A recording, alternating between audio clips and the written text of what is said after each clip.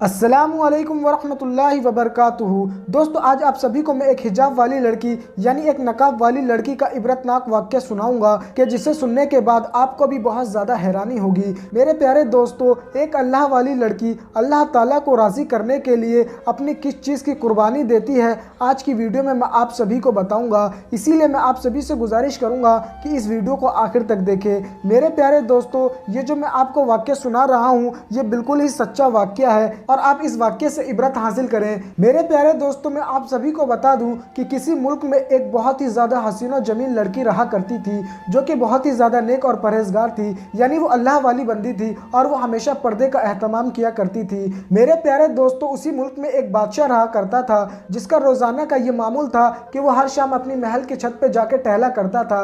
एक दिन जब वो बादशाह अपने महल के छत पर टहल रहा होता है तो तभी वो अपने महल के करीब एक झोपड़ी को देखता है कि जिस झोपड़ी के बाहर एक बहुत ही ज्यादा हसीनो जमील लड़की खड़ी होती है जो कि उस वक्त नकाब में होती है। मगर ये बादशाह उस लड़की की आंखों को देख लेता है और उस पर फरेफ्ता हो जाता है, यानी ये बादशाह उस लड़की की मोहब्बत में गिरफ्तार हो जाता है। और फिर ये बादशाह अपने सिपाहियों को बुलवाता है और उनसे ये बात कहता है कि तुम उस लड़की के पास बहुत सारे इनामो कराम लेकर जाओ और उससे कहो कि तुम्हें बादशाह ने बुलाया है। मेरे प्यारे दोस्तों, बादशाह की यह बात सुनकर सारे सिपाही उसी लड़की के झोपड़ी के करीब जाते हैं और उसकी झोपड़ी के बाहर खड़े होकर दस्तक देते हैं। फिर झोपड़ी के अंदर से वो लड़की कहती है कि कौन है। इस बात पर सिपाही कहने लगते हैं कि बादशाह ने आपके लिए बहुत सारा इनाम कराम भेजा है और बादशाह चाहते हैं कि आप उनके पास चलें। जब ये नेक लड़की, जब ये पाक दामन लड़की ये बात सुनती है तो ये समझ जाती है कि बादशाह मुझसे क्या चाहता है और फिर ये नेक लड़की उन सिपाहियों से कहती है कि मजहब इस्लाम इस चीज की जरी से भी इजाजत नहीं देता कि कोई लड़की गैर महरम के पास जाए, इसीलिए तुम ये सारा इनाम कराम वापस लेकर जाओ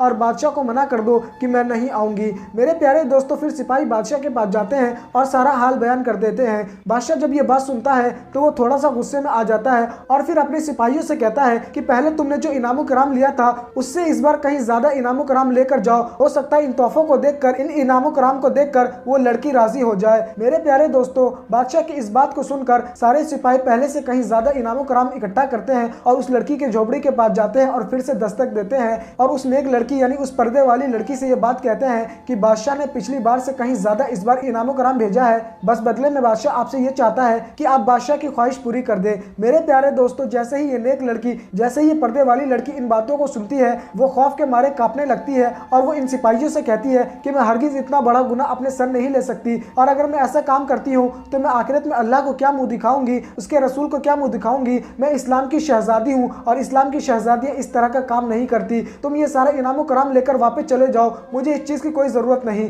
दोस्तों, फिर सिपाही बादशाह के पास जाते हैं और सारा हाल बयान कर देते हैं। जब बादशाह इस तरह की बात सुनता है तो उसके गुस्से का ठिकाना नहीं रहता और वो अपने सिपाहियों से कहता है कि मैंने तो उसके साथ फायदे का सौदा किया था, अगर वो नहीं मानी तो उसमें उसकी गलती है। ये बात कहते हुए बादशाह फिर अपने सिपाहियों को हुक्म देता है कि तुम उस लड़की को उठाकर लेकर आ जाओ और मेरे कमरे में ले जाकर बंद कर दो। मेरे प्यारे दोस्तों, बादशाह का ये हुक्म सुनकर सारे सिपाही जाते हैं उस झोपड़ी के पास और उस नेक लड़की यानी पर्दे वाली लड़की को पकड़कर बादशाह के कमरे में बंद कर देते हैं। मेरे प्यारे दोस्तों, फिर थोड़ी देर बाद बादशाह अपने कमरे में दाखिल होता है और अपने कमरे का दरवाज़ा बंद कर ही रहा होता है कि उससे पहले वो नेक लड़की यानी पर्दे वाली लड़की कहती है कि रुक जाओ, खुदा के लिए ऐसा ना करो, यानी अपने सर पे इतना बड़ा गुनाह मत लो। मैं मजहब इस्लाम की मानने वाली हूँ और मैं इस तरह का घिनौना काम नहीं कर सकती, खुदा के लिए मुझे छोड़ दो। मेरे प्यारे दोस्तों, ये लड़की रोती भी जाती और दूसरी तरफ बादशाह से मिन्नतें करती, मगर बादशाह के सर पर शैतान सवार था, उसने उस लड़की की एक ना सुनी।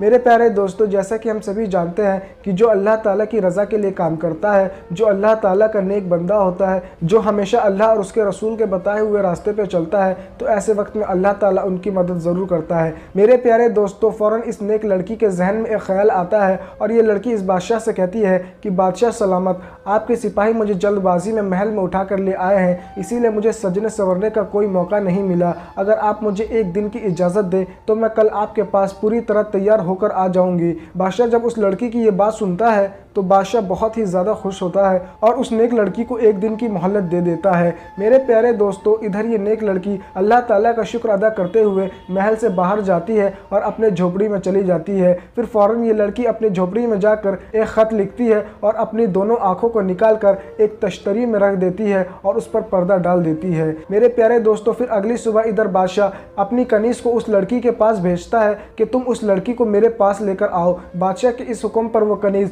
उसी लड़की के पास जाती है और उस लड़की से कहती है कि बादशाह ने तुम्हें बुलाया है, मेरे साथ चलो। मेरे प्यारे दोस्तों, जब वो अल्लाह वाली लड़की उस कनीज़ को देखती है तो वो उस कनीज़ से ये बात कहती है कि पहले तुम वो तश्तरी उठा लो जिस पे पर्दा रखा हुआ है और ये ख़त भी लो, दोनों जाकर सबसे पहले बादशाह को देकर आओ। दोस्तों, ये कनीज़ बादशाह के पास जाती है और तश्तरी और ख़त दोनों दे देती है। दोस्तों, जब वो बादशाह उस तश्तरी से पर्दा हटाता है तो उसके पैरों तले ज़मीन खिसक जाती है। यानी वो देखकर बहुत ही ज़्यादा हैरान हो जाता है कि उस तश्तरी में 2 आंखें हैं। फिर दोस्तों, बादशाह उस ख़त को पढ़ता है जिसमें यह लिखा होता है, मुझे उन आंखों की ज़रूरत नहीं जिससे अल्लाह की नाराज़गी मुझ पर आए। मैं अल्लाह की बंदी हूँ और हरगिज़ मैं ये नहीं चाहती कि मेरा ठिकाना जहन्नम हो। तुम्हें मेरी आंखें पसंद आई थी, इसीलिए मैंने तुम्हें अपनी आंखें भेज दी हैं। दोस्तों, बादशाह जैसे ही इन बातों को पढ़ता है उसके रोंगटे खड़े हो जाते हैं। यानी वो खौफ के मारे कांपने लगता है और वो अपने किए पर बहुत ज़्यादा पछताता है और फ़ौरन उस लड़की के पास जाता है ताकि वो उस लड़की से माफ़ी मांग सके। मेरे प्यारे दोस्तों, जैसे ही उस लड़की की झोपड़ी पर पहुंचता है बादशाह,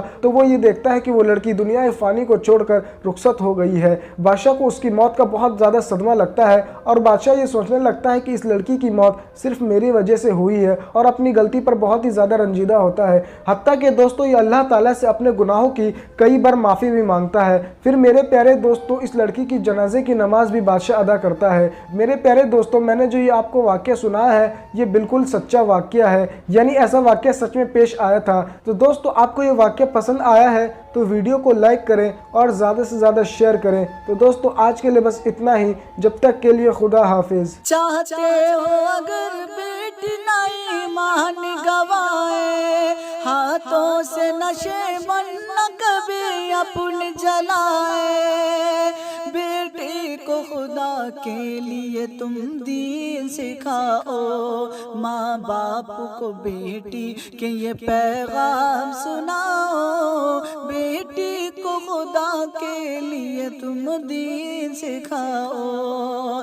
बचपन से अगर दीन का जज्बा न जगाया, आँखों में अगर शर्म का ज़ेवर न सजाया। बचपन से अगर दीन का जज्बा न जगाया, आँखों में अगर शर्म का ज़ेवर न सजाया। बेटी को अगर सीरत ज़हरा न पढ़ाया, फिर बेटी की ईमान की तुम खैर मनाओ। बेटी को खुदा के लिए तुम दीन सिखाओ। बेटी को खुदा के लिए तुम दीन सिखाओ। तुम शौक से उस स्कूल में बेटी को पढ़ाओ, जिस मसनद मनसब में उसे चाहो बिठाओ।